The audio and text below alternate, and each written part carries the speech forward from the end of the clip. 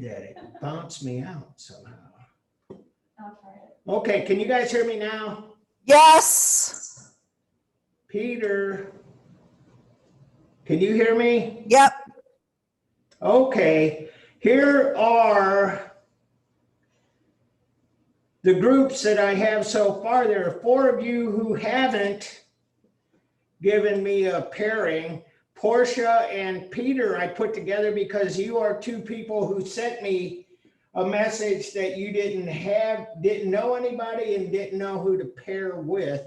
So I put you together. It's not permanent, but anybody have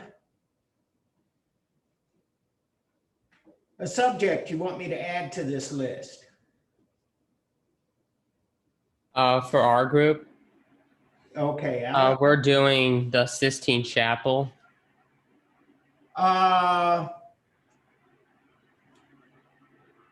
You talking about, I think that's after 1300. I know that the painting that it's famous for was in 1502 to 1506. Okay. So it's not in our volume 1. Okay. So think about it. Send it to me.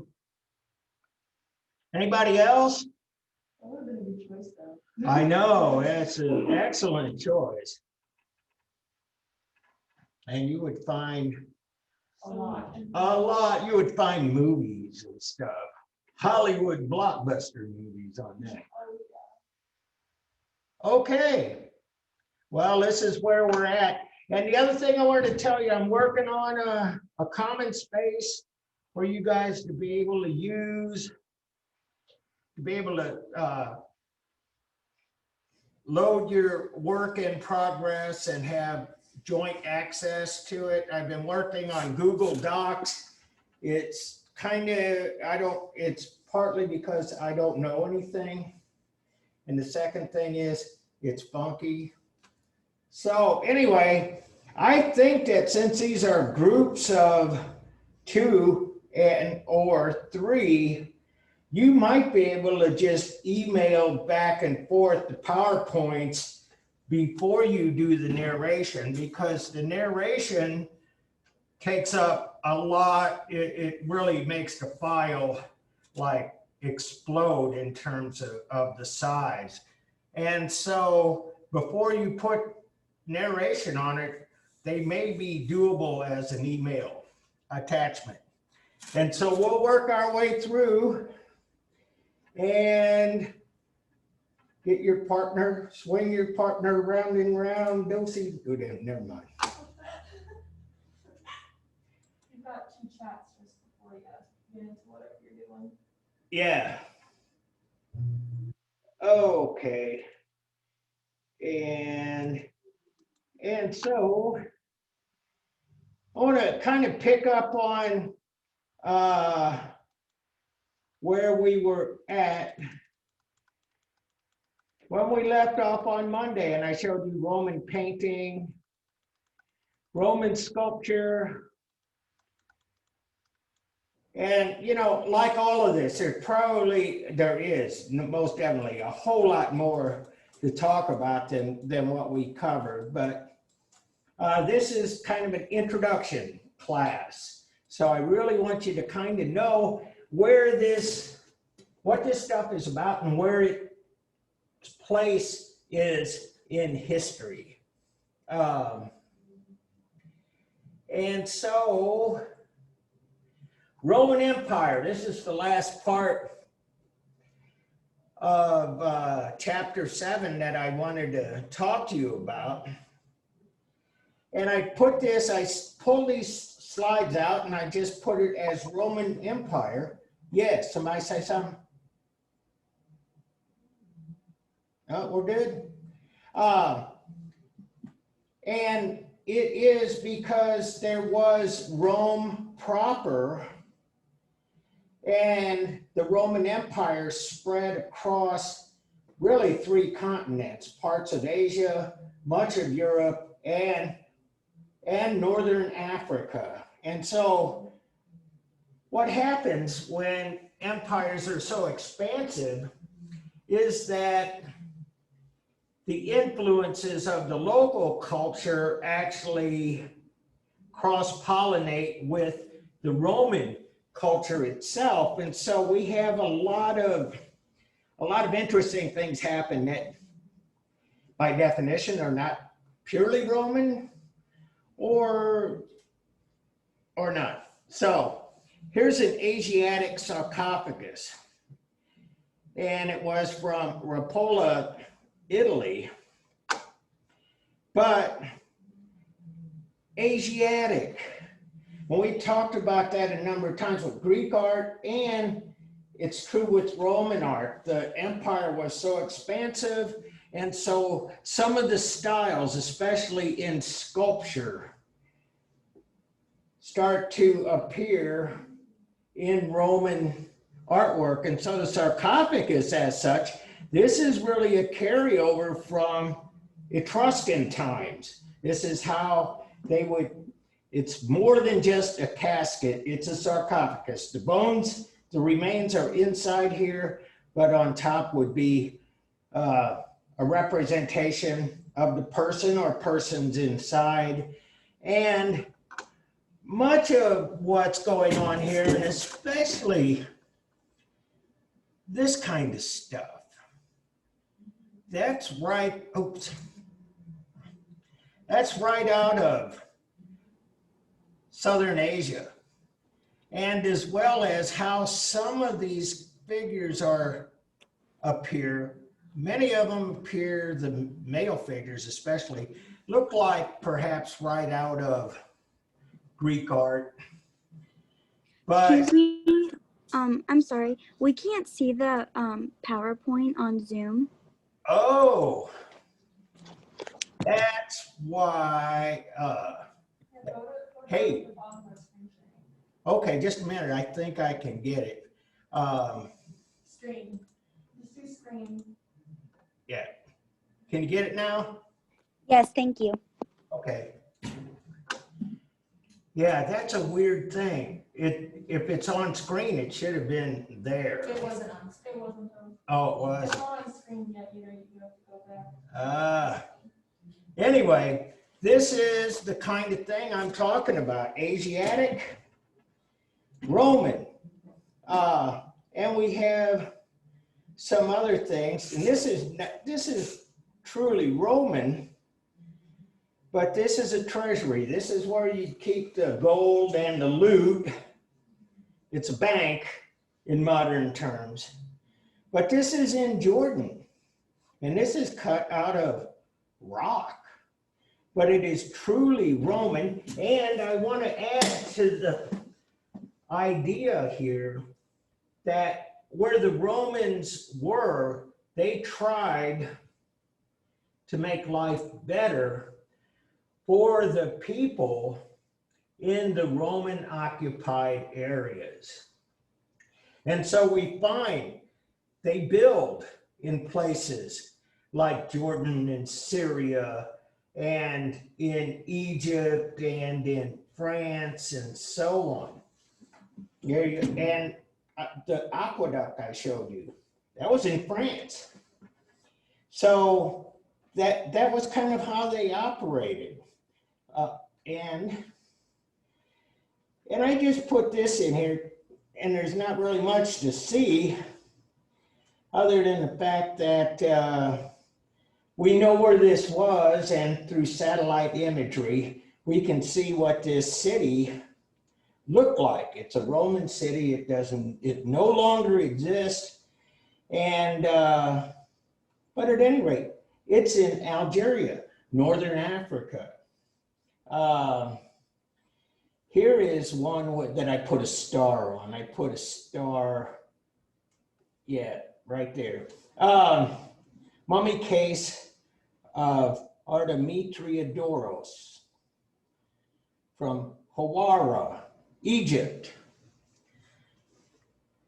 So, one of the things that happened when the Romans occupied Egypt And similarly, a couple of centuries earlier, 3 centuries earlier, when the Greeks occupied Egypt, was that there was this intermingling of cultures, like I was talking about. And this is probably the best example of something that is both truly Roman and truly Egyptian. And so we got this. This is the mummy case. So the remains in here are mummified, and that is an Egyptian practice. And the decorations on the mummy case are with Egyptian motif, with hieroglyphics and imagery. For instance, right here, you can see my arrow. That's the Anubis. That's a Greek god. I mean, excuse me, Roman god, and he is the protector. Egyptian, Pardon? Egyptian god? Yeah. What did I say? First you said Greek and then you said Roman. Oh, yeah. Well, I did it right. Yeah, it's Egyptian. I didn't stay at a Holiday Inn last night. Anyway, yeah, it's truly Egyptian. The whole thing, the whole idea of a mummy and all of the depictions on the mummy case, except this. And what it has, instead of a face mask, it has a Roman portrait. And we talked about Roman painting earlier and how they did portraits, and they did them full frontal in a lot of cases. And it was something that other cultures didn't really do for whatever reason. But this is like almost like having a photograph. Look how it's naturalistic. It's not in symbols. If we saw this guy on the street, we'd recognize him, except for he's like 2,000 years old, so he probably doesn't look, anyway. And so anyway, they put some of these in here because this is really quite remarkable. And Hawara is west of the Nile. And they're finding a lot of things in what today is basically desert.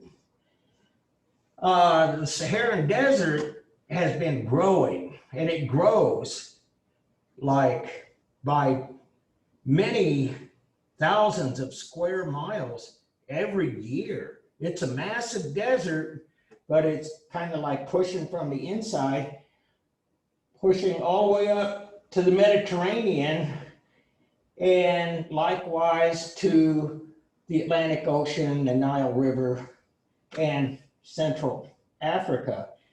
And so during this time, 1900 years ago, this was a green and prosperous place. It was habitable. And so the desert reclaimed that over the centuries. And so scholars, archaeologists, anthropologists, and others are out there looking and finding a lot of stuff that they really didn't know existed. Another mummy portrait, again, just talking about how realistic. So it's almost like a modern portrait. The other thing I want to show you too is this is encaustic. This is that wax paint. And because it's wax, it's not that durable. Wax melts. It's got a very low melting point for one. And so the fact that the desert reclaimed these, and these were like Pompeii in a sort of a way, under a bunch of earth, that they were able to stay pristine. And so, chariot procession of Septimus Severus from the Arch of Septimus Septimius. There you go. Libya, another northern African country. And it's generally a Roman style, and it's a Roman procession, and it's from the Arch of Septimus. And so we saw the Arch of Titus, and so on, the Arch of Constantine. And so, yeah, but this is, like I said, they put arches all over the place. Portrait bust of Philip the Arabian. And this is from Italy. But the idea that this guy would be known as Philip the Arabian is another indicator of how vast, how expansive, and how intercultural Rome was. And so, Battle of the Romans and the Barbarians. And so this is from Rome. But Ludovisi battle sarcophagus. And so anyway, 250, 260 Common Era. What we have here is a time where all of these people from Central and Northern Europe start coming down and attacking Rome. The empire strikes back, or they're striking back against the empire, however you say. But you can see some of these people are not Roman. They're not wearing Roman armor. They're not dressed in Roman uniforms. And so anyway, portrait of the four tetrarchs from Constantinople. And this is 300 Common Era. What this represents is that as this empire was declining, they decentralized the government of Rome, which will finally, in 323, actually lead to Constantinople moving the center of the Roman Empire to Byzantium. But in the meantime, they pretty much divided the empire into four parts, and that was, each one of these figures was more or less the emperor or the administrator over that part of the empire. And this is from Constantinople. And so anyway, and you can see it's not particularly the Roman style anymore. It's not based on all of that proportion and realism and idealism that we've come to expect from this Greco-Roman culture. And so it's in St. Mark's in Venice now, but here's Septimus Severus and his family, and this is from Egypt. And this is tempera on wood. And that's a paint that we still use today as well. Again, it's not very durable. Tempera is a water-based paint, and oftentimes they use eggs as the binder, and you hear it referred to sometimes as egg tempera, and you mix it up. And I don't know if you guys ever in your lifetime experience, eggs can be dried. They become very durable. If you ever do your dishes and you have your eggs over soft and they dry on the plate, you got to really scrape and scrape to get that off. So it's kind of durable, but it's very susceptible to moisture. But at any rate, and this is from Egypt, and a restored view of the palace of Diocletian. It was Roman Empire. It's in split Croatia. Again, this is part of the empire after we have the 4 tetrarchs, and Diocletian was in charge of that area that is now called the Balkans. Croatia, former Yugoslavia, Bosnia, and so on. And so anyway, where they went, they built. And here's the Alu Palatina, Trier, Germany. And this is kind of interesting too. Early 4th century Common Era. I'm going to show you some stuff from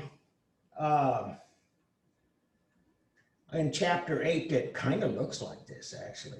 This becomes kind of the style. Becomes a style of the church. And it's typically tall and it's typically long and it has a semicircular apse in the back, and that's where the altar would, just like this. And so, but this is in Germany. So that was my big overarching point here, is that the Romans, they left quite a large footprint over their empire. And here's some ruins from the Temple of Venus in Lebanon, mid 3rd century Common Era.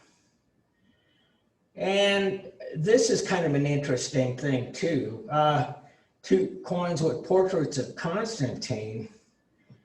And we still have some of these around. This is more like what we see in modern coinage with profile.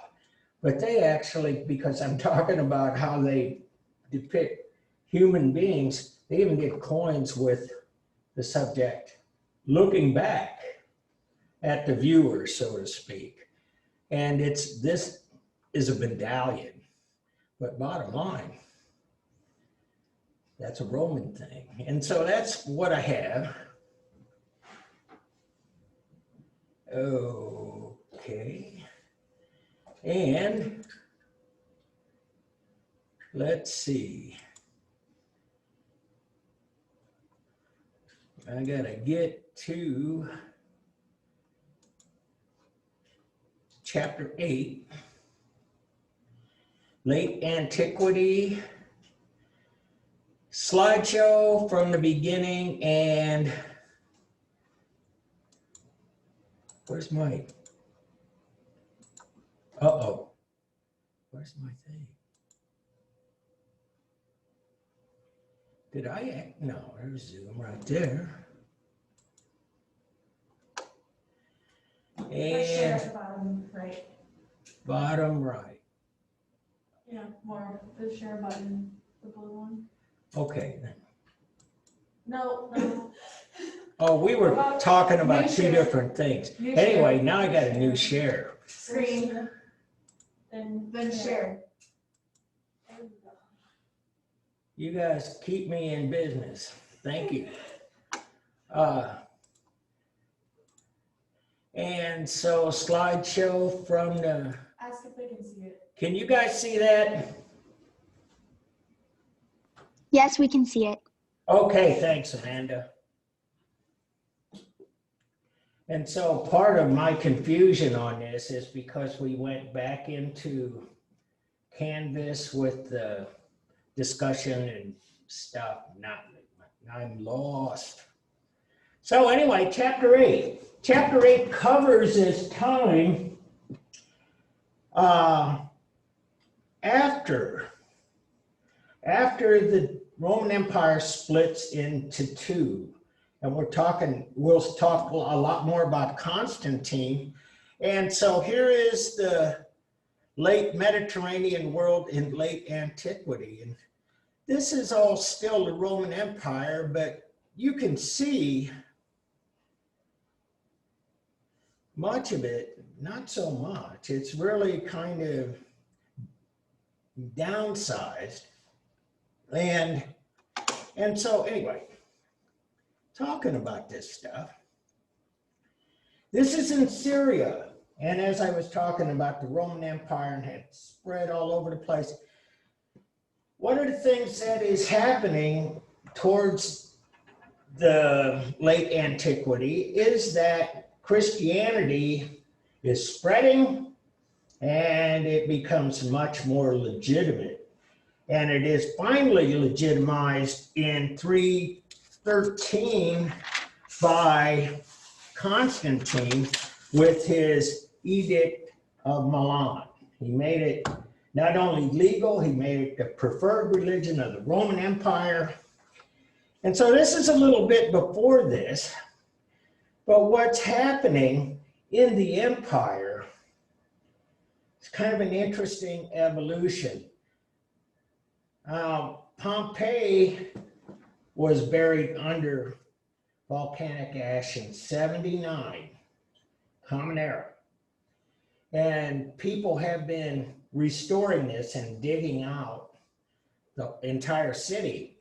And one of the things that they found in Pompeii was evidence of Christianity and Christian belief. And we know that Christianity was in Rome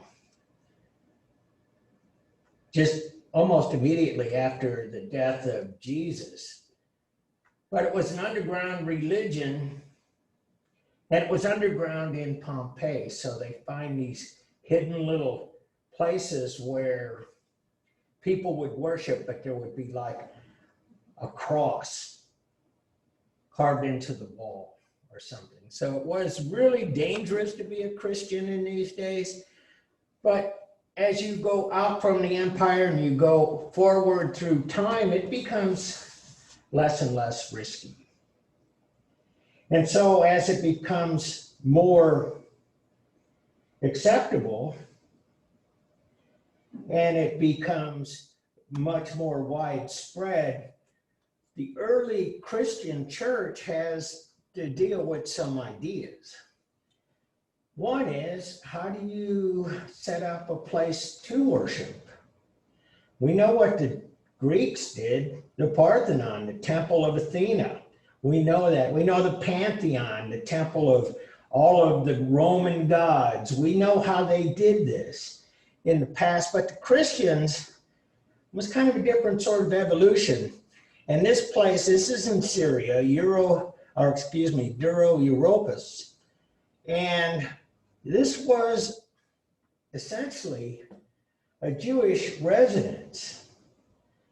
And so what we have here are paintings with biblical themes.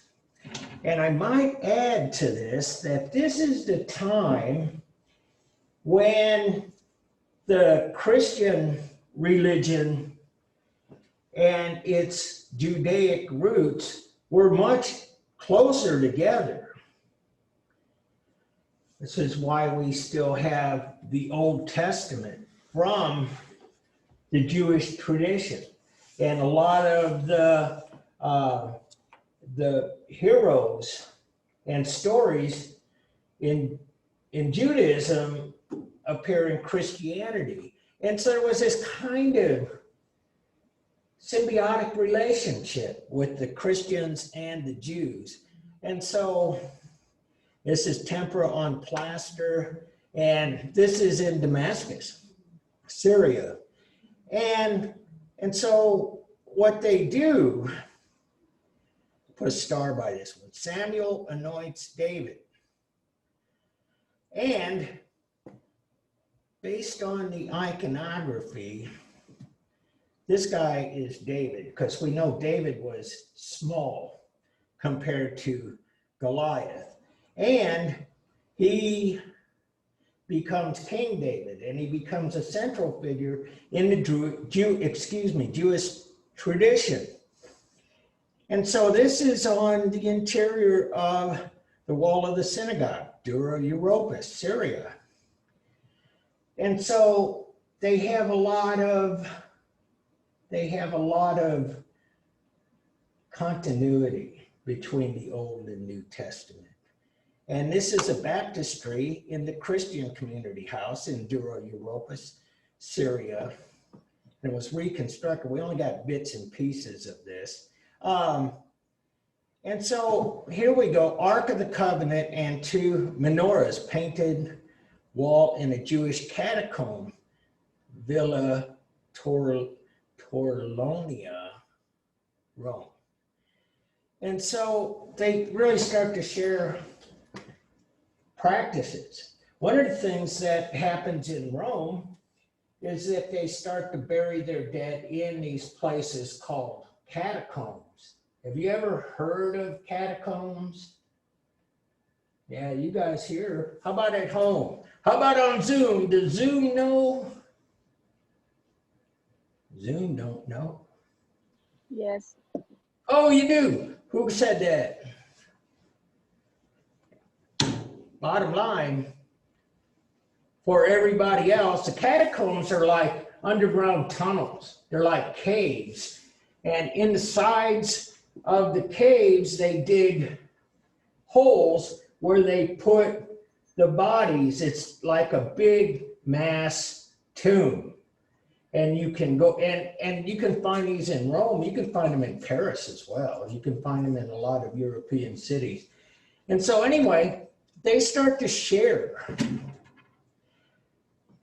practices from Roman culture, from Jewish culture, and adapted and adopted by Christian culture. And so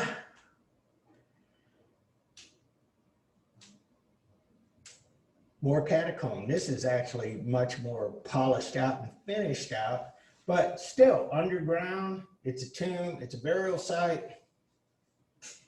And as much as anything, the new religion teaming up with the old religion, Judaism, and the Roman traditions, they have to come up with a kind of iconography. An iconography that people can understand the stories of the Bible, of Christianity. And so we start to get all of these things that kind of look quasi-Greco-Roman, and we get these other things that we really don't understand. And so sarcophagus with philosopher, Orient, and Old and New Testament scenes. So they're combining all of this. And probably, as much as I can tell with this part, looks like the birth of Jesus. Don't really know that for sure, but scholars can argue. But bottom line, he was born in a manger, and you see the animals and stuff.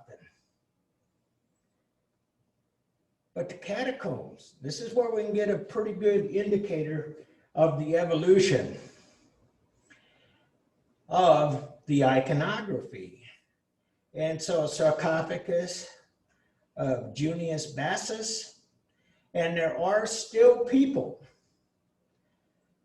concurrently still believe in the old pantheon of gods. And so you got all of these competing religions and competing styles, but this is what I want to bring your attention to. And this is Christ as the Good Shepherd. And it's early Christian, 300, 350, Common Era. And it's 3 foot high, so it's sizable, but it's not that big. But look at Jesus. Look at the face. Now you might guess from the fact that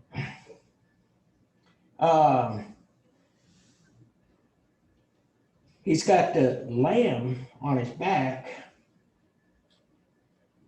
that it is Jesus, and sometimes people refer to Christ as the Good Shepherd, but no beard, no halo.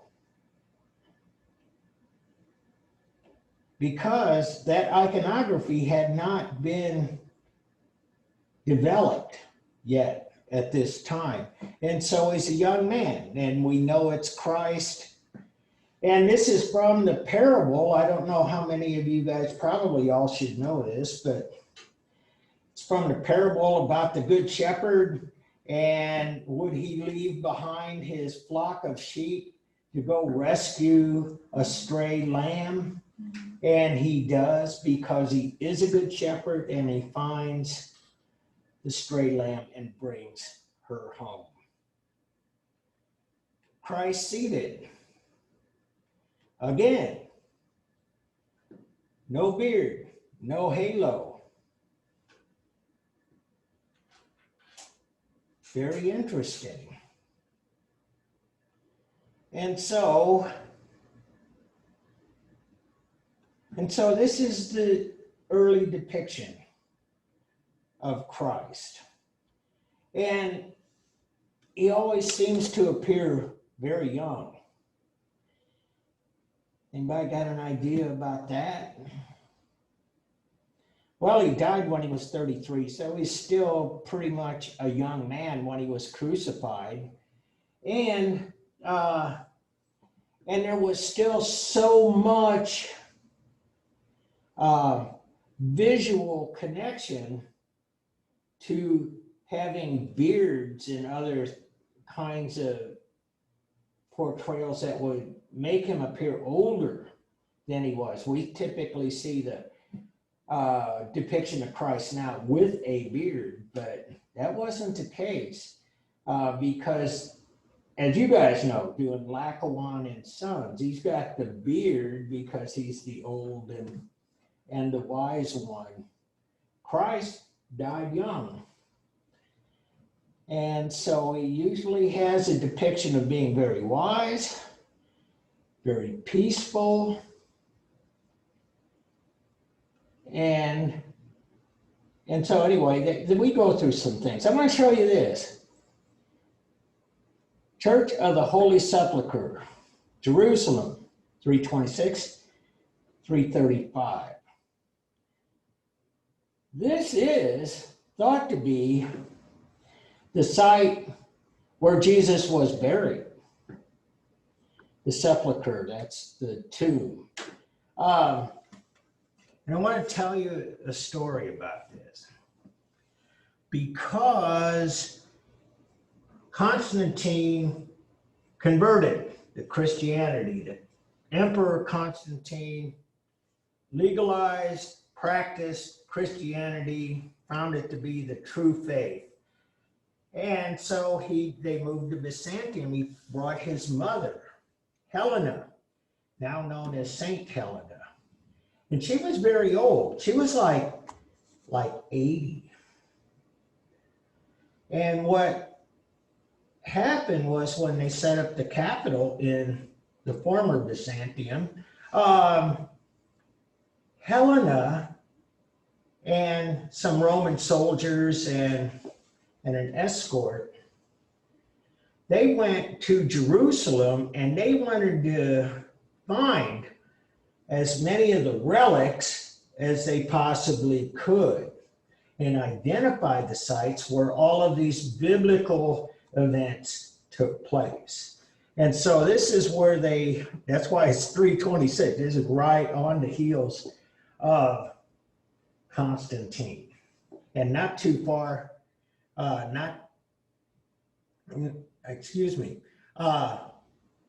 not too long before St. Helena's death. But there are a lot of things that come out of this St. Helena getting this excursion to Jerusalem. So anyway, they tried to find a bunch of things. And they brought things like some splinters they thought belonged to the cross that Jesus was crucified on. And they had other relics and things that they brought back. Scholars are still trying to figure out all of this stuff, but some of these things still go on today. This happened in, the early 4th century, but we find by the 10th, 11th, and 12th centuries, Europeans are going back and reconquering this land, looking for more of the artifacts from Jesus' life. That's part of what the Crusades were about, among other things. But anyway, Monty Python and the Holy Grail, that's a parody of really what was happening in medieval times. And so, yeah, that was something that went on for a millennia. And so they really start to develop their own architecture. And basically what they would have is pretty much a central hall, which is the place of worship. And this is the old St. Peter's. Santa Costanza. And so check this out. This is something about the old churches. One is they didn't have pews. None of them, St. Peter's, all this stuff. And Hagia Sophia, no chairs, no pews. We put these in today because that's more or less how we practice religion, but not then. And still, some religions do not have pews. If you go, for instance, to a mosque, no pews. And in fact, all of the worship is done by throwing out a prayer mat, kneeling, bowing, praying on your knees. And so that was kind of what was going on in early Christianity as well. The idea of having pews was totally foreign. And so here is the floor plan, and I typically don't like to dwell on floor plans too much, but this is what this is here. And the reason I liked it was because of this word, ambulatory. Anybody know what an ambulatory is? It's a place where you walk around, and it's typically a circle. It's not unique to early Christianity. The Hindus and the Buddhists practiced that in northern India, way before Jesus Christ. They have stupas, and they were round buildings, and you would circumambulate around the perimeter. And I added something to it, circum, because that means around, like circular. And it's still done in other places. The Hajj, Mecca, Islam. When the worshipers descend upon Mecca, masses of people circumambulate. They all walk around. That's why you have an ambulatory, and it was a form of prayer, and it goes back centuries. And it's not just Christianity. And so one of the things about what they started to do at this time was start to codify the iconography. And so they did this with very elaborate mosaics and so on. One of the things, I would go back here to this, and this was biblical themes, and this is from the wall of the synagogue. This was another issue that everybody had to deal with in the early days of this Judeo-Christian tradition. The second commandment. You know what the second commandment is? It's not like the Second Amendment, which gives you the right to carry guns. It's the second commandment, depending on how it's worded in different cultures. It is, I am the Lord thy God, thou shalt not put strange gods before me.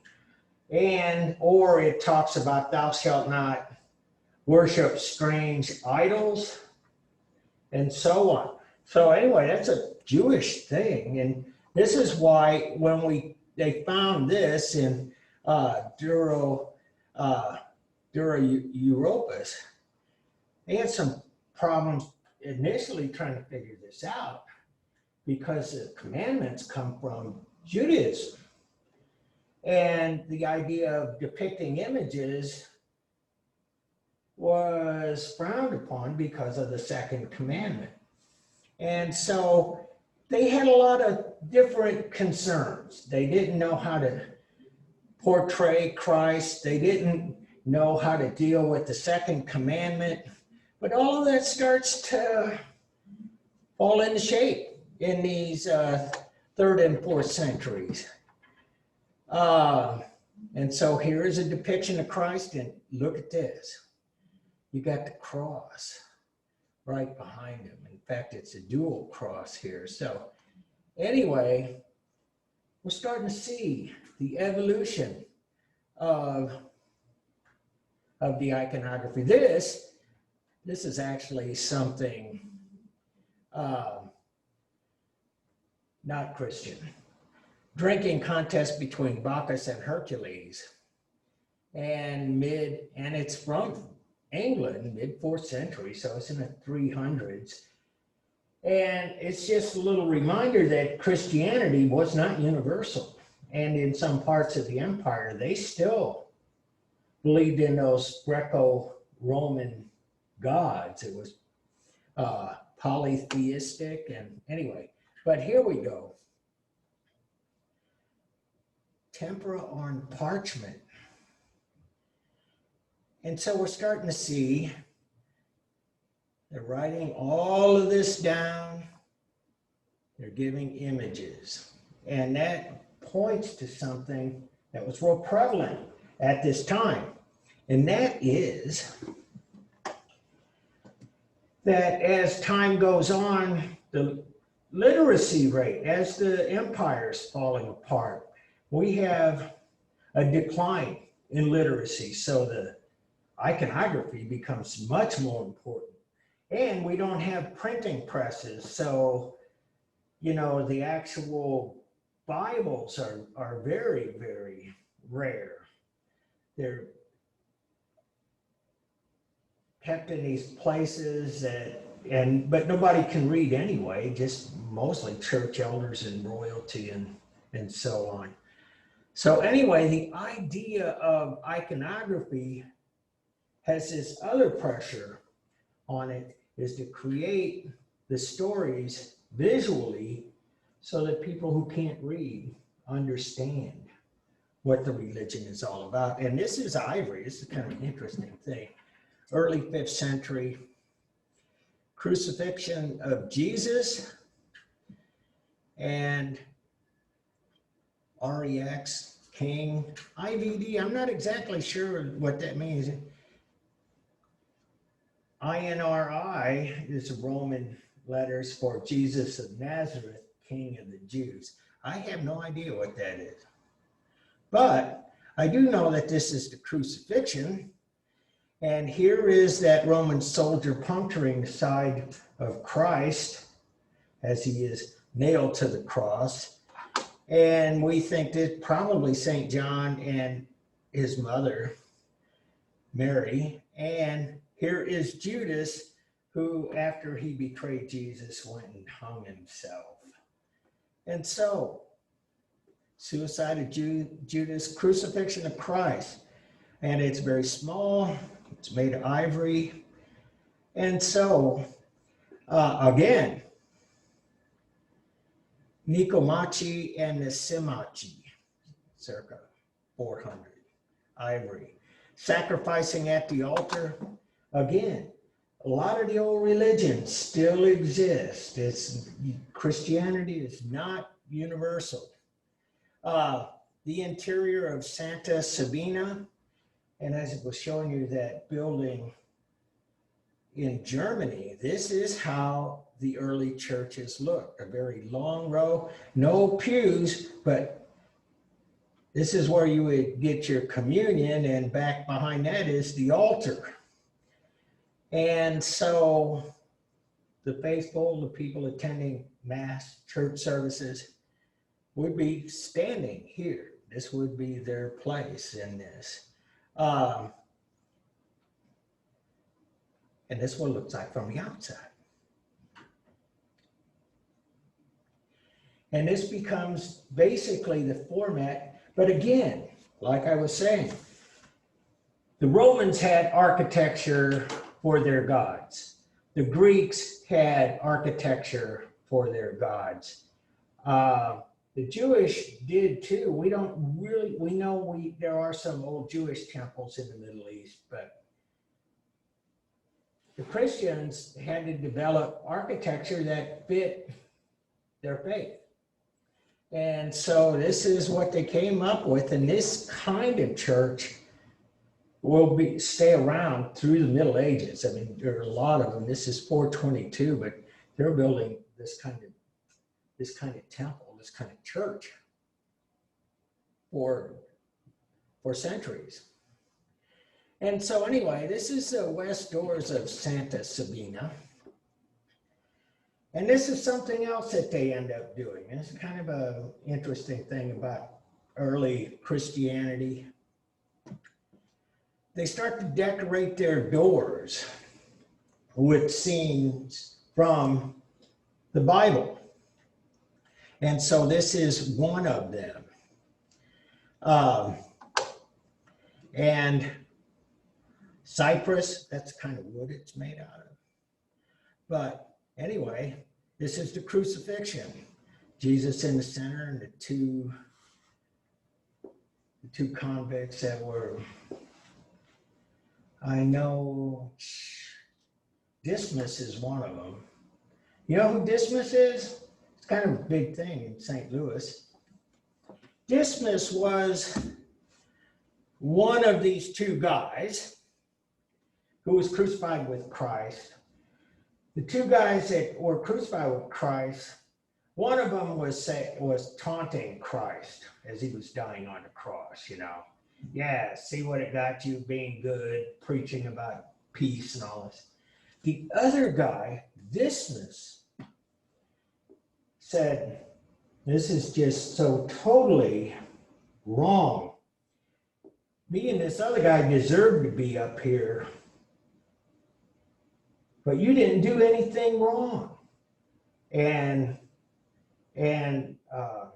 Jesus told him, he said, well, soon you'll be with me and my Father in heaven. And so this guy, Saint Dismas, he was one of the first, if not the first saint recognized. And he was the first person we knew that actually was given a place in heaven because Jesus told him. And so anyway, we had a place in St. Louis called Dismas House, and it's a place for rehabilitating ex-convicts and stuff, you know, people that get out of prison, it's hard to get back on your feet. Dismas House. And Adoration of the Magi. Let's see, what is that? Where Annunciation, that's got to be here. Because here's the angel, and this is Mary. Now, we don't think she really looked like that. She was a poor Nazarene woman married to a carpenter. But because we're still trying to figure out this iconography, we got to give her the identity of royalty, that she is very important. And that's why she's like a queen enthroned. And we'll see this happen a lot through the Middle Ages. Madonna enthroned. And so here is the angel coming down and telling Mary she'll have a child. And right up here, iconography, the dove, the Holy Spirit. This is when all of this stuff is developing. You're going to start a religion. It's a huge undertaking. And especially if you're trying to preach this religion to illiterate masses and people who are generally non-believers. So anyway, that is the Annunciation. The Adoration of the Magi. This is kind of cool too. We see these guys here. They come from afar bearing gifts. And there's Mary. There are the angels watching over us. And here's the baby Jesus. Not like we would depict him today, but as his own newborn king, if you will. And so, anyway, these are all mosaics and a Santa Maria Maggiore. And again, the parting of Abraham and Lot. We're embracing the Judaic tradition as well. And so a mausoleum, Gala Placida, Ravenna, Italy. What happens in Ravenna is that we have, it becomes the Western capital. And I had it written down here who the emperor was, but at any rate, this idea of a Roman Empire just didn't go away because Constantine moved the center to Constantinople. And so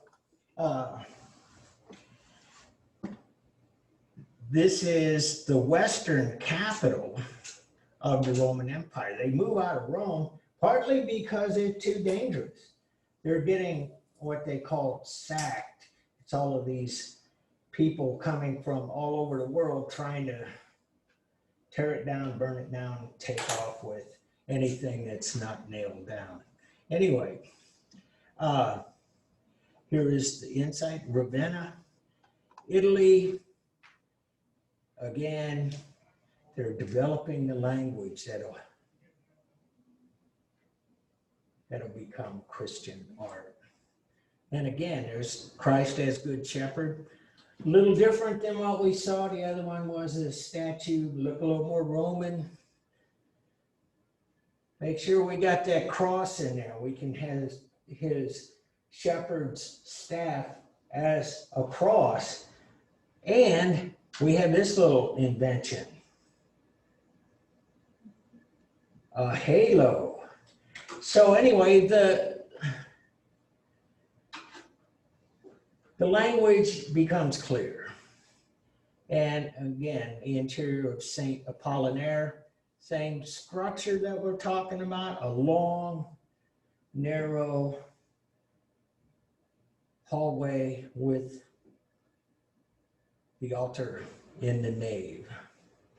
The miracle of the loaves and fishes. And this is Christ. And he can't see this too well in this slide, but he doesn't have the beard yet, but he has the halo, and the halo itself has a cross. And this is something that'll start happening a lot more in this art too, because somebody decided along the way that other holy figures should have halos. John the Baptist, Mary, St. Peter, whoever. So to differentiate Jesus, they would have to put this into the halo. And again, Ravenna, Italy, early 600s, so we're in the 500s now. And I think that's a good place to stop today. And so, any questions? So I have a question. So if we're, so are these just, I had another one possibly on my mind. Yeah. Would it be optional, would it be available if I do Stonehenge? Oh, yeah, I'm writing it in right now. Okay, because I was thinking, oh, think you have it in the wrong group. Oh, I'm sorry. No, you're Ah, yeah, good. Yeah, I do. Didn't find the,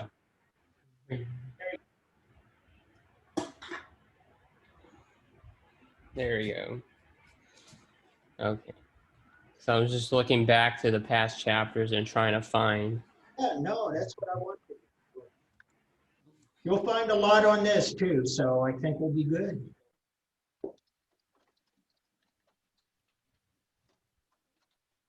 Well, all right. I want you guys to have a good weekend. And Were those groups made? Like, did the students pick those, or did you make those? I can't quite hear you.